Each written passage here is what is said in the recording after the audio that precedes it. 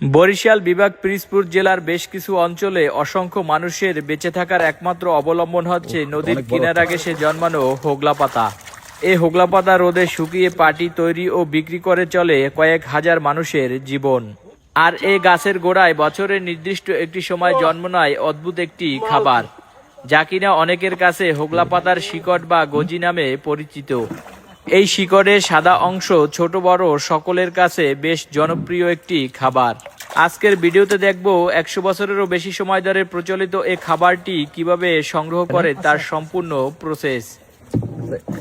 এই যে গজিটা আপনারা তুলতেছেন, এটা আপনাদের এই অঞ্চলে কত বছর ধরে খায়? এই ধরেন 500 বছর আগে হইতে। তাই জি, এটা আমার বাপ দাদারা খাইছে, বাপে খাইছে, দাদাই খাইছে, আমরা তার কুচিপোনা আমরাও খাই। আচ্ছা আচ্ছা, এটা কি অন্য অঞ্চলে খায় এগুলো জানে? এগুলো অন্য অঞ্চলে খাই না কি সেটা আমি জানি না, এটা খাইতে খুব স্বাদ। আর এটা আপনার কোনখানে হয় বেশি? কোন চরে বেশি তো চর মানে বুঝতে পারি না। মানে এই খালপাড়ের দিকে একটু হয় বেশি, যে জায়গায় একটু নদীর কিনারার সাইডে, হ্যাঁ, নদীর সাইডে বেশি হয়। জি, আচ্ছা, অনেক স্বাদ এগুলো খাইতে।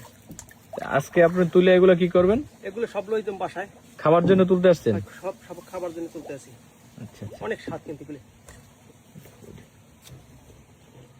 এককাল নারকেলের ফোকরার মতন। তাই যে কেউ খাইতে পারবে? সবাই খাইতে পারবে।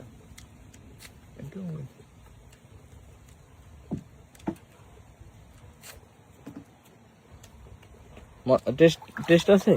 টেস্ট আছে নারকেল ফোকরার মতন, এগুলো সবাই খায়। বাচ্চারা খায়? বাচ্চারা ছোট বড় সবাই খায়। তাই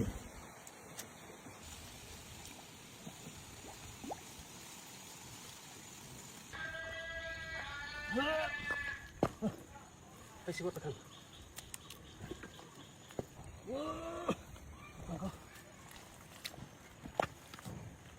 তো অনেক বড় দেখা যাইতেছে।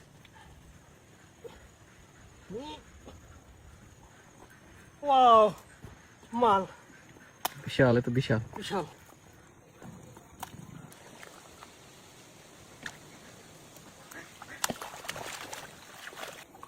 আমার চাইব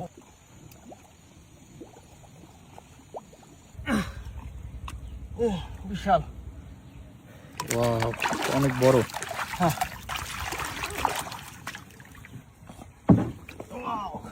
আরে ভেঙে গেছে মাথাটু। এটা তো অনেক বড়। হ্যাঁ, এটা অনেক বড়।